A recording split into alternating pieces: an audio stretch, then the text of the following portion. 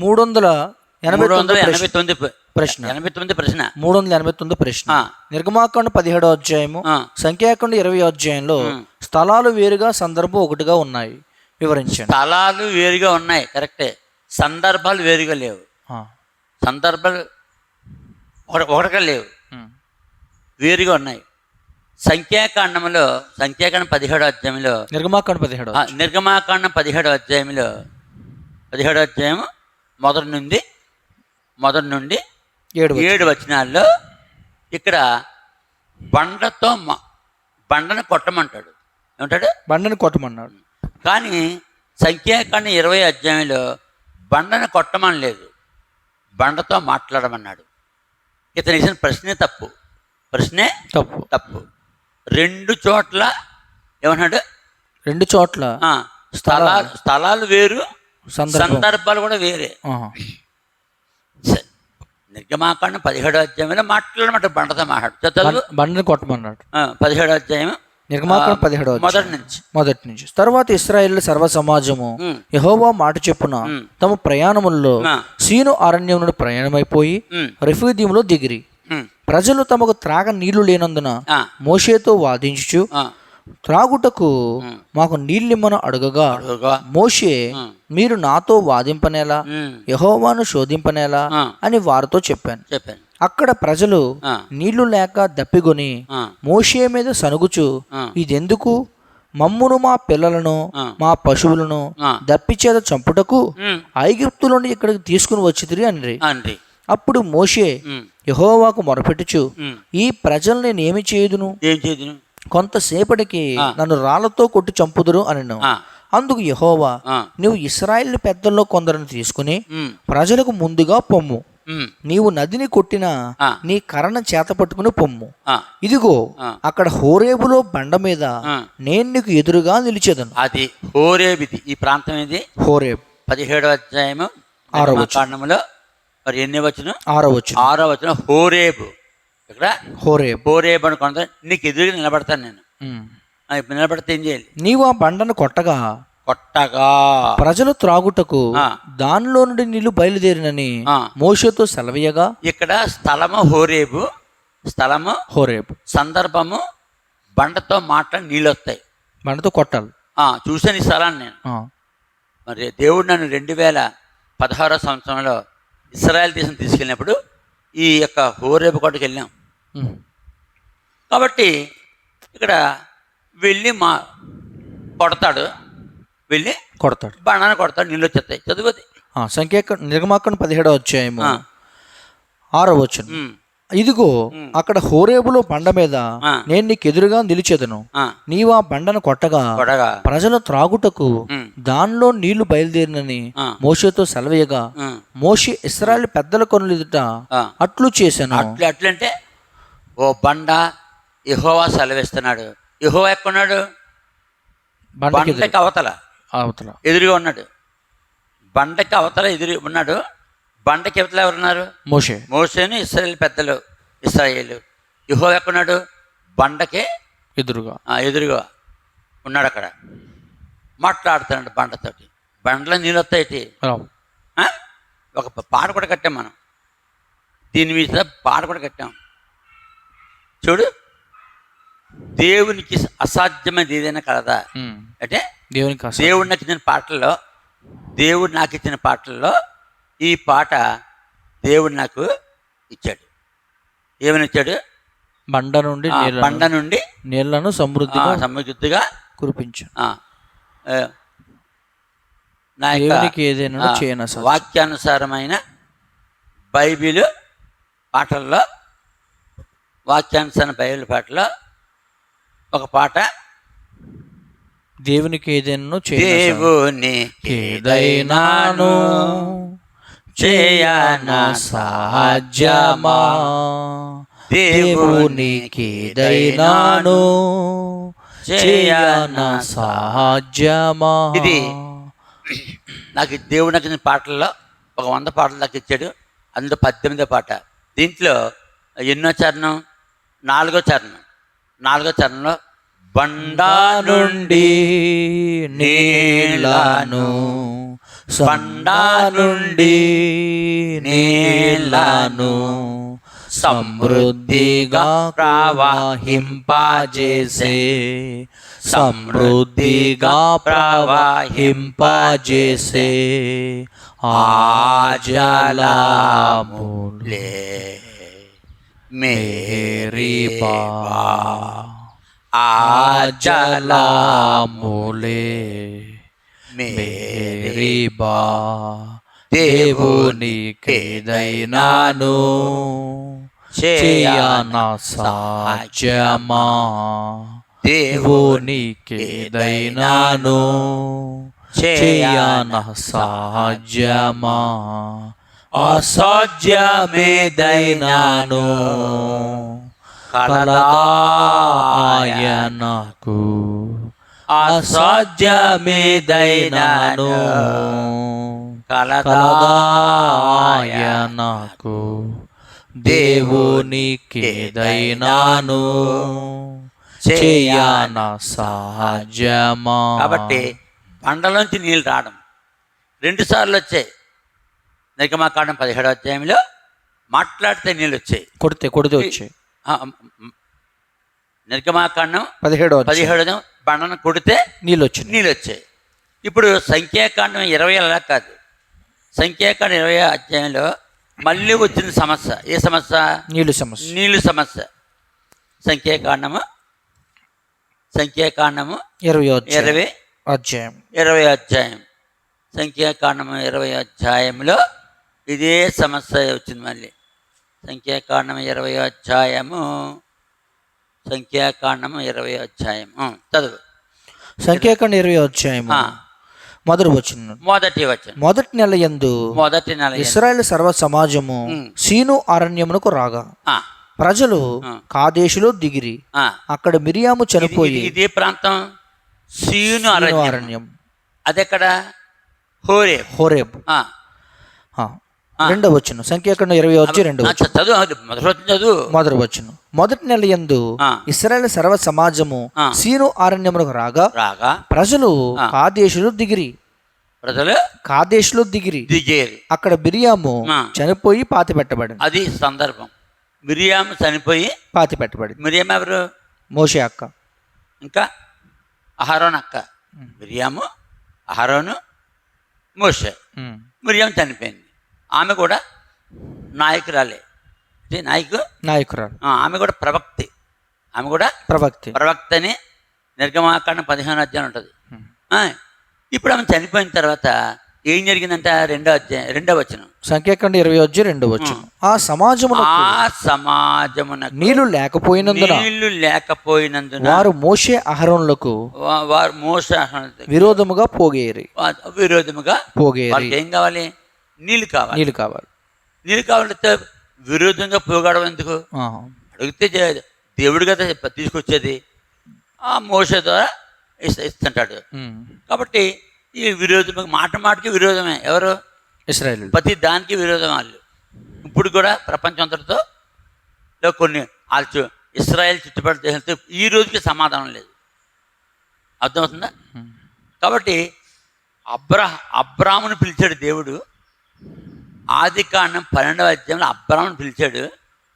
పిలిచిన దగ్గర నుంచి ఇప్పటి వరకు ఆ అబ్రాము సంతానం అనగా అబ్రహాము సంతానానికి మనశ్శాంతి లేదు. అది మనశ్శాంతి లేదు. ఈ లోకం అంతమైపోయే వరకు మనశ్శాంతి ఉండదు. ఎప్పుడు యుద్ధాలే. ఎవరికి? ఇశ్రాయేలు. ఎందుకు?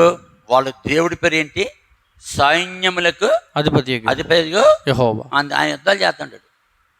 అంటే ఇశ్రాయేలు యొక్క దేవుడు ప్రపంచానికి అని చెప్ప నాకు అర్థమవుతుందా? ఇప్పుడు నీళ్ళు లేవు. ఇక్కడ ఏమి లేవు? నీళ్ళు లేవు. కాబట్టి 4వ వచనం. సంఖ్యాకాండం 20 వచ్చి 4 వచ్చి. అయితే మేమును మా పశువులను ఇక్కడ చనిపోనట్లు ఈ అరణ్యంలోకి యెహోవా సమాజమును మీరేళ తెచ్చితిరి. ఈ కాని చోటుకు మమ్మను తెచ్చుటకు ఐగుప్తులో నుండి మమ్మను ఏల రప్పించితిరి. ఈ స్థలములో గింజలు లేవు, అంజూరలు లేవు, ద్రాక్షాలు లేవు, దానిమ్మలు లేవు, త్రాగుటకు నీళ్లే లేవండ్రి. అది వాదన.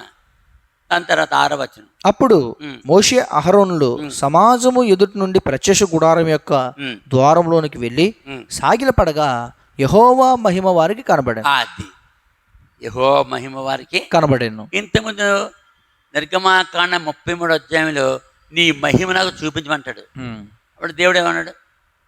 నా మహిమను చూడలేవు, చచ్చిపోతావు, నా వెంకి పార్శాన్ని చూపిస్తాను చెప్పేసి దేవుడు ఎవరో చూపించాడు. ఇక్కడ మహిమే కనపడింది. ఎవరికి? మహిమ కనబడి ఇద్దరికి. ఇద్దరు ఎవరు? మోషే, అహరోను. ఇప్పుడు ప్రత్యక్ష గుడారం అంటే అర్థం ఏంటి? దేవుడు ప్రత్యక్షమయ్యే చోటు. దేవుడు ప్రత్యక్షమయ్యే చోటు పేరు ఏం పేరు? ప్రత్యక్ష గుడారం. అదే దేవుని మందిరము. అందుకని దేవుని మందిరానికి వెళ్ళినప్పుడు జాగ్రత్తగా ఉంటా అంటాడు. ఎక్కడ? పాత మందిరం. ప్రసంగం నువ్వు దేవుని మందిరానికి వెళ్ళినప్పుడు జాగ్రత్త. ఎందుకు? దేవుడు ఉండే చోటు దేవుని మందిరం. అది మర్చిపోతే కొమ్మ. ఇప్పుడు అహరోను, మోషే సాగిలిపడ్డారు. ఎక్కడ సాగిలిపడ్డారు? దేవుని యొక్క ప్రత్యక్ష గుడారం సాగిలిపడ్డారు. అప్పుడు ఆయన తన మహిమను కనపరిచాడు. కనపరిచి 7వ వచనం 8వ వచనం. సంఖ్యాకాండం 20:7 8వ వచనం. అంతటి యెహోవా మోషేకు ఎలాగున సెలవిచ్చాడు, నీవు నీ కర్రను తీసుకుని నీవు నీ సహోదరుడైన అహరోనును ఈ సమాజమును పోగు చేసి వారి కనుల ఎదుట ఆ బండతో మాట్లాడము, అది నీళ్ళిచ్చును. ఇప్పుడు మాట్లాడాలి బండతో. బండకి ఏమైనా చెవులు ఉంటాయా? ఉండవు. కళ్ళు ఉంటాయా? నోరు ఉంటుందా? మనకు కాళ్ళు చేతులు ఉంటాయా? బండ అంటే అది బండే. బండ. ఆ బండతో ఏం చేయాలంట? మాట్లాడాలి. మరి నిర్గమాకాండ 17వ అధ్యాయంలో బండను కొట్టు. ఇదే కర్ర ఇదే. అదే మోషే. ప్రాంతం వేరు, సందర్భం వేరు. ప్రాంతం ఏ ప్రాంతం? నిర్గమాకాండం 17వ అధ్యాయంలో అది సీనాయి హోరేబు ప్రాంతం. హోరేబు. ఇక్కడ సీను అరణ్యంలో. ఏ అరణ్యము? సీను అరణ్యం. సీను అనే అరణ్యం. ఇక్కడ బండతో ఏం చేయాలి? మాట్లాడము, అది నీళ్ళిచ్చును. నీవు వారి కొరకు నీళ్లను రప్పించు. బండలో నుండి రప్పించి, అంటే బండలోంచి రప్పించి సమాజమునకు వారి పశువులకు త్రాగుటకు నీళ్లు ఇవ్వాలి. మొదటి కొరింథీ 14 ఇదే విషయం జ్ఞాపకం చేస్తాడు. ఎవరు? పౌలు కొరింథీలకు. మొదటి కొరింథీ 14. పౌలు కొరింథీలతో ఇదే మాట చెప్పాడు. 10వ అధ్యాయం 4వ వచనం. మొదటి కొరింథీ 10వ అధ్యాయం 4వ వచనం. అందరూ ఆత్మ సంబంధమైన ఒకే పానీయమును పానం చేశారు. ఎలయనగా తమ్మును వెంబడించిన ఆత్మ సంబంధమైన బండలోనిది త్రాగిరి. బండలోంచి నీళ్లు 2 సార్లు తాగారు. ఎవరు? ఇశ్రాయేలీయులు. ఒకసారి కొడితే నీళ్ళు వచ్చాయి, బండను కొడితే నీళ్ళు వచ్చాయి. ఎంత ఆశ్చర్యం అండి. రెండోది మాట్లాడితే నీళ్ళు వస్తాయి. ఇప్పుడు మాట్లాడమని దేవుడు చెప్పాడు. ఏం చేయాలి? మాట్లాడాలి. వీళ్ళు బాగా విసిగించారేమో, బ్రెయిన్ అప్సెట్ అయిపోయింది. ఎవరికి? మోషేకి. అక్కడ అంటే కాని మాట పలికెను. ఎవరు? కాని మాట పలుకుతాడు. ఏం మాట? ఏం చేశాడు అతను? మాట్లాడమంటే ఏం చేస్తున్నాడు? కొట్టేశాడు. చూడు 9వ వచనం. సంఖ్యాకాండం 20:9. యెహోవా అతనికి ఆజ్ఞాపించినట్లు మోషే ఆయన సన్నిధి నుండి ఆ కర్రను తీసుకుని పోయాను. తరువాత మోషే అహరోనులు ఆ బండ ఎదుట సమాజమును పోగు చేసినప్పుడు అతడు వారితో ద్రోహులారా వినుడి. ఏమన్నాడు? ద్రోహులారా వినుడి. మేము ఈ బండలో నుండి మీ కొరకు నీళ్లు రప్పించవలనా అనను. అక్కడ దెబ్బతిన్నాడు. మేము అంటున్నాడు. అంటే మోషే అహరోనులు బండల నుంచి నీళ్ళు రప్పించలేరు. అక్కడ ఏం చెప్పాలి? దేవుడు యెహోవా దేవుడు మీ కొరకు బండల నుంచి నీళ్లు రప్పించగలరు అని చెప్పాలి. చాలామంది అంటారు, నేను సేవ చేస్తున్నాను, నేను అక్కడ సేవ చేశాను, ఇక్కడ సేవ చేశాను, పలానా చోట అయితే ఇన్ని వేల మందికి బాప్టిజం ఇచ్చాను.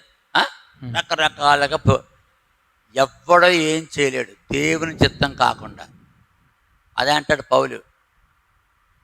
పౌలునే నేను నాటి తిని అప్పుల్లో నీళ్ళు పోసాడు. వృద్ధి కలుగు చేసేవాడు చేసినవాడు దేవుడే. మరి ఇంకేంటి? ఆయనలో ఉంది.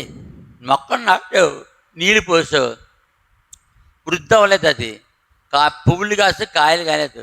నువ్వు నాటడం వల్ల ప్రయోగం లేదు, నీళ్ళు పోయడం వల్ల ప్రయోగం లేదు. వృద్ధి కలుగు చేసేవాడు ఎవరు? దేవుడే. అది మూలం.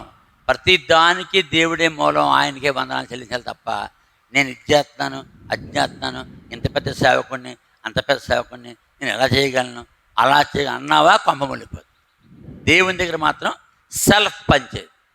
నేననే మాటకి దేవుడు ఒక్కడే అర్హుడు. అర్హుడు. నేననే మాటకి దేవుడు ఒక్కడే అర్హుడు. ఇంకెవ్వరు అర్హురాలు కాదు. అందరూ కూడా దేవుని చిత్తంలోనే, దేవుని పాదాల దగ్గర ఆయన దయలో ఏమన్నా పొందాలి. తనంతట తాను నేను చేస్తాను చూసుకుంటే కుదరదు. ఇక్కడ ఏమంటున్నారు వీళ్ళు? మేము ఈ బండలో నుండి మీకు నీళ్లు రప్పించాలన్నా. నీళ్ళు రప్పించేది ఎవరు? దేవుడు. మరి ఇంకేంటి ఇలా నేనంటాడేంటి? దేవుడు అక్కడ ఉన్నాడు మళ్ళీ. అప్పుడు మోషే తన చెయ్యి ఎత్తి 2 మారులు తన కర్రతో ఆ బండను కొట్టగా ఒక్కసారి కొడితే నీళ్ళు వచ్చాయి. ఎక్కడ? నిర్గమాకాండం 17 ఒక్కసారి కొడితే నీళ్ళు వచ్చాయి. అదే జ్ఞాపకం ఉండిపోయింది, అదే బ్రెయిన్లో ఉండిపోయింది. ఎవరికి? మోషేకి. కానీ మాట్లాడమనే మాట మర్చిపోయాడు. ఏమన్నాడు? మాట్లాడమన్నాడు. దాన్ని ఏమంటారు? ఓవర్లుక్ ఎక్కువైపోయింది. బాగా గిసికించేశారు. ఒక్కసారి కొట్టాడు. కొడితే ఏమి రావాలి? నీళ్ళు రావాలి. ఏ రూల్ ప్రకారం? నిర్గమాకాండం 17 అధ్యాయం రూల్ ప్రకారం నీళ్ళు రావాలి. ఇక్కడ కొట్టకూడదు బండని. ఏం చేయకూడదు? కొట్టకూడదు. మాట్లాడాలి. బండతో మాట్లాడాలి. బండకి వినపడుతుందా? వినపడుతుంది కాబట్టి నీళ్ళు వస్తాయి. దేవుడు చెప్పాడంతే. బండతో మాట్లాడమంటే మాట్లాడటమే. దానికి చెవులు లేవు, కళ్ళు లేవు. దేనికి? బండకి. కాళ్ళు చేతుల్లో మనకు లేక అది గ్రహించదు. కానీ దేవుడు ఏం చెప్పాడో పని చేయాలండి. మాట్లాడు. ఇంతగా బండ ఎవరు? ఆ బండ క్రీస్తే. ఆ బండ ఎవరు? క్రీస్తే అని ఉంటుంది అక్కడ. మొదటి కొరింథీ 10 ఆ బండ క్రీస్తే. అంటే క్రీస్తు మాట్లాడాలన్నమాట. ఆ బండ ఎవరు? క్రీస్తే. ఆ బండ క్రీస్తే. కాబట్టి ఇతను ఏం చేశాడంటే ఒకసారి కొట్టాడు, నీళ్ళు రాలేదు.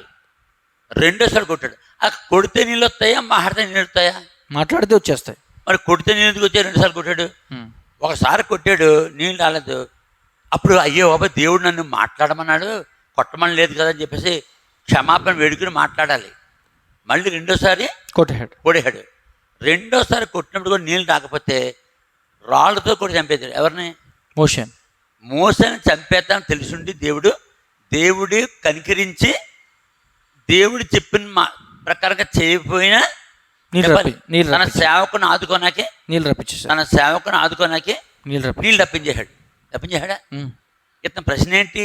ఎవరి పేరేంటి? ఇతను పేరు రాయలేదు. ఇతను WARRIOR వారియర్. ఏ ఊరో తెలియదు. వారియర్గా తెలుసుకోవాలి. అక్కడ దేవుడు ఎవరిని కనికరించాడు? మోషేని కనికరించాడు. రాళ్ళతో కూడా చంపేశారు. అప్పుడు దేవుడు మాట్లాడితే వస్తుందన్నాను కాబట్టి మాట్లాడితేనే రావాలి నీళ్ళు. కొడితే నీళ్ళు వచ్చాయి. కొడితే నీళ్ళు ఏం చేస్తాయి? వచ్చాయి. కాబట్టి దేవుడు కనికరించి మోసేని ఆదుకోనికి చాలాసార్లు దేవుడు తన సేవకులు తప్పు చేస్తుంటే వాళ్ళని ఏం చేస్తాడు? ఆదుకుంటాడు. ఉదాహరణ, పేతురు సేవలో చాలాసార్లు తప్పు చేశాడు. దేవుడు కనికరించాడు. అలాగే పౌలు ధర్మశాస్త్ర ప్రకారంగా గుండు గీయించకూడదు. అంటే ధర్మశాస్త్రం ప్రకారం గుండు గీయించుకోవాలి ముక్కున్నవాడు. కానీ కొత్త నిబంధనలు ఏం చేయకూడదు? గుండు గీయించకూడదు. కానీ గుండు గీయించుకున్నాడు. అయినప్పటికీ అతను ఏం చేశాడు? కనికరించాడు. ఇలాగ దేవుని సేవకులు అనేకమైన సందర్భంలో చాలా తప్పులు చేస్తుంటారు. దేవుని చేతలని కనికరిస్తున్నాడు, తప్పిస్తాడు, ఆదుకుంటాడు. అంటే అవి తప్పిస్తాడు, ఆదుకుంటాడు. అది దేవుని కృప. దాని ఏమంటారు? కృప. దేవుని కృప. ఇక్కడ కూడా అంతే. దేవుని కృప చెప్పిన మోసేని ఆదుకోనికి పొటేహుడు బండని నీళ్ళు వస్తాయి. కానీ ఈయనకు ఉద్దేశం ఏంటి? ఈ ప్రశ్న వేసిన వానికి ఉద్దేశం ఏంటి? ఈయన ఏమన్నాడు? ఇతను నిర్గమాకాండం 17వ అధ్యాయము, ఆ, సంఖ్యాకాండం 20వ అధ్యాయంలో ఆ, స్థలాలు వేరుగా, ఆ. సందర్భం ఒకటిగా ఉన్నాయి. స్థలాలు వేరుగా ఉన్నాయి. వేరుగా ఉన్నాయి. సందర్భం ఒకటి కాదు. నిర్గమాకాండం 17 అధ్యాయంలో కొట్టాలి బండని కొట్టాలి. సంఖ్యాకాండం 20 అధ్యాయంలో మాట్లాడాలి. సందర్భాలు వేరు, వేరు. స్థలాలు వేరు. నిర్గమాకాండం 17 అధ్యాయంలో హోరేబు పర్వతం. సంఖ్యాకాండం 20 అధ్యాయంలో సీను అరణ్యములో. స్థలాలు వేరు, సందర్భాలు వేరు. అక్కడ సందర్భము బండను కొట్టాలి. నిర్గమాకాండం 17 అధ్యాయంలో చూడు ఎన్నిసార్లు చెప్తున్నాము. ఇక్కడ సంఖ్యాకాండం 20 అధ్యాయంలో బండతో మాట్లాడాలి. అక్కడ సందర్భం వేరు. కానీ అక్కడ ఒక్కసారే కొడితే నీళ్ళు వచ్చాయి. నిర్గమాకాండం 17లో ఒక్కసారి కొడితే నీళ్ళు వచ్చాయి. ఇక్కడ ఒక్కసారి కొడితే నీళ్ళు రాలేదు. రెండోసారి కొట్టవలసి వచ్చింది, మర్చిపోయి. ఇంకా రెండోసారి కొట్టినా నీళ్ళు రాకపోతే మూడోసారి కొట్టేస్తాడు. ఇంకా ఎన్నిసార్లు కొట్టేస్తాడు. ఇంకా అంటే ఏమైపోయింది అతనికి? Over look. చాలా బాధ ఉన్నాడు. చెప్పింది బ్రెయిన్లో డిలీట్ అయిపోయింది. దేవుడు ఏం చెప్పాడో బ్రెయిన్లో ఏమైపోయింది? డిలీట్ అయిపోయింది, బొట్టలోంచి పోయింది. కొట్టేస్తున్నాడు అంతే. దేవుడి కనికి నుంచి నీళ్ళు తప్పించాడు. దానికి పనిష్మెంట్ ఏంటంటే, నీవు అహరోను ఈ సమాజాన్ని నేను అబ్రహాము, ఇస్సాకు, యాకోబులకి ఇస్తానన్న కనానికి మీరు తీసుకువెళ్ళరు, మీరు అరణ్యంలో చచ్చిపోతారు. చదువు పనిష్మెంట్ ఇచ్చేసాడు. సంఖ్యాకాండం 20వ అధ్యాయము 12వ వచనం. అప్పుడు యెహోవా మోషే అహరోనులతో, మీరు ఇశ్రాయేలు కనుల ఎదుట నా పరిశుద్ధను సన్మానించినట్లు నన్ను నమ్ముకొనకపోతిరి గనుక ఈ సమాజమును నేను వారికి ఇచ్చిన దేశంలోనికి మీరు తోడుకుని పోరని చెప్పాను. అవి మేరీబా జనములు అనబడిను. అక్కడ కూడా మెరీబా జలాలు అన్నాడు. ఇక్కడ మెరీబా అంటే అర్థం ఏంటి? వివాదము. నిర్గమాకాండం 17 అధ్యాయంలో గొడవే, నీళ్ళు రాలేదని, అది వివాదం. ఇక సంఖ్యాకాండం 20 అధ్యాయంలో కూడా మెరీబా వివాదమే. రెండు వివాదాలే. అందుకని వివాదము. మెరీబా అనగా అర్థం ఏంటి? వివాదము, గొడవ, మనస్పర్ధనలు. కాబట్టి వీరిని మీరు తోడుకుని పోరు చెప్పారు. తోడుకుని పోరని చెప్పాను. అవి మెరీబా ఇశ్రాయేలు యెహోవాతో వాదించినప్పుడు ఆయన వారి మధ్యను తన్ను పరిశుద్ధపరచుకున్నాను. ఈ విషయాలే దేవుడు సంఖ్యాకాండంలో చెప్తాడు చాలాసార్లు. సంఖ్యాకాండం చివరి అధ్యాయంలో చెప్తాడు మోషేతో. ద్వితీయోపదేశకాండం మనం మరికటి చెప్పాడు రెండో అధ్యాయంలో. మాటకి దేవుడిని శోధించేవాడు. ప్రభువా, నేను మరి ఇశ్రాయేలు దేశంకి వెళ్ళి వీళ్ళు తీసుకెళ్తాను వీళ్ళని చాలాసార్లు చెప్పాడు. ద్వితీయోపదేశకాండము 2వ అధ్యాయము, ద్వితీయోపదేశకాండము 2వ అధ్యాయములో ఖచ్చితంగా ఈ విషయం దేవుడు అతనికి చెప్పాడు. ఏమని చెప్పాడు? పురములు, ఓగు. ద్వితీయోపదేశకాండం 3వ అధ్యాయం 23వ వచనం. ద్వితీయోపదేశకాండం 3వ అధ్యాయం 23వ వచనం. మరియు ఆ కాలమున నేను యెహోవా ప్రభువా నీ మహిమను. నేనంటే మోషే. మరియు ఆ కాలమున మోషే, యెహోవా ప్రభువా నీ మహిమను నీ బాహుబలమును నీ దాసునికి కనుపరచ మొదలుపెట్టి ఉన్నావు. ఆకాశమందే కాని భూమి అందే కాని నీవు చేయి క్రియలను చేయగల దేవుడెవడూ లేడు. నీవు పరాక్రమమును చూపగల దేవుడెవడు?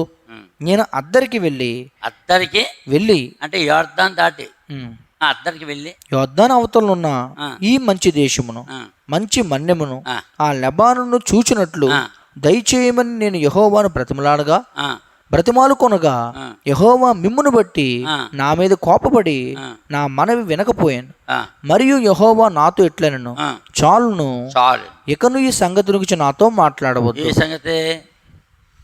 ఏ సంగతి? కనాన్ దేశంకి వెళ్తానన్న అన్నాను. దేశానికి వెళ్తానన్న సంగతి ఆ, మాట్లాడవద్దు. ఆ, నీవు ఈ యోర్దాను దాటకూడదు. ఆ, కానీ ఆ. నువ్వు పిస్కాకొండ ఎక్కి ఆ, కన్నులెత్తి కన్నులెత్తి పడమటి వైపునను ఆ, ఉత్తర వైపునను ఆ, దక్షిణ వైపును ఆ, తూర్పు వైపున తేరి చూడుము. ఆ, యెహోషువకు ఆజ్ఞ ఇచ్చి ఆ, అతన్ని ధైర్యపరిచి దృఢపరచుము. ఆ, అతడు ఈ ప్రజలను వెంటబెట్టుకుని ఆ, నది దాటి ఆ. నీవు చూడబో దేశమును ఆ. వారిని స్వాధీనపరచుకొనజేయును. అయిపోయింది. మాట్లాడమంటే కొట్టడం వల్ల నాయకత్వం పోయింది. ఏం పోయింది? నాయకత్వం ఇప్పుడు నాయకత్వం ఎవరికి ఇవ్వాలి? యెహోషువకి ఇచ్చేయాలి. తన దగ్గర చేశాడు. పరిచర్య చేసేవాడు ఎవరు? మోషేకి పరిచారకుడు ఎవరు? యెహోషువ. యెహోషువ. పరిచారకుడికి ఇచ్చేసాడు దేవుడు. యెహోషువకి ఆజ్ఞాపించి అతను తీసుకెళ్తాడు. కాబట్టి మోషే యొక్క ఆత్మ యెహోషువకి దేవుడు ఇచ్చాడు. మోషే పిస్గా కొండ దగ్గర ఆగిపోతాడు. ద్వితీయ పిస్గా 34 అధ్యాయం వాళ్ళు చదువుకుంటారు. లాంగ్ అయిపోద్ది వీడియో. 34 అధ్యాయం అంత చదువుకుంటే ఏ విధంగా మోషేని నది దాటకుండా అయినది యోర్దాను దాటకుండా పిస్గా కొండ దగ్గర, అది ఏ దేశం? మోయాబీయుల దేశం. చెప్పు. మోయాబీయుల దేశం. అక్కడ పిస్గా కొండ ఉంది. అక్కడ చనిపోతాడు. ఎవరు? మోషే. అక్కడ దేవుడికి ఎవరైనా ఒకటే. దాంతో పాత నిబంధనలో మరిని ఎవ్వరు తప్పు చేసినా ఆఖరి సొంత ఎంతగానో ప్రయాసపడి మరి నడిపించాడు 40 సంవత్సరాలు. ఎవరిని? ఇశ్రాయేలు. అతను తప్పు చేసినా దేవుడు చెప్పాలి పనిష్మెంట్ ఇచ్చాడంతే. మోసేని కూడా చంపేశాడు. ఆ మోసే చనిపోకూడదు. మోసే ఎంతకాలం బతికాడు? 120 సంవత్సరాలు. 120 సంవత్సరాలు ఇంకా బతుకుతాడు. ఎవరు? మోషే. ఆ సత్తు అతనికి తగ్గలేదు. కానీ దేవుడి మాట వినకపోవడం వల్ల ఆ చిన్న పొరపాటుకి బండతో మాట్లాడమంటే 2 సార్లు కూడా ఏకంగా. కాబట్టి ఈ విధంగా ఈయన ఎవరు? ఏం పేరు? ఈయన వారియర్. ఊరు పేరు రాయలేదు. ఏం చేస్తాడు ఆయన? తెలియదు. ఆయన తెలుసుకోవాలి. ఆయన వల్ల ఎంతమందికి అయితే ఉందో ఈ ప్రశ్న జవాబు తెలుసుకోవాలి వాళ్ళందరూ. ఇక్కడితో ఈ వీడియో పూర్తి చేస్తాను.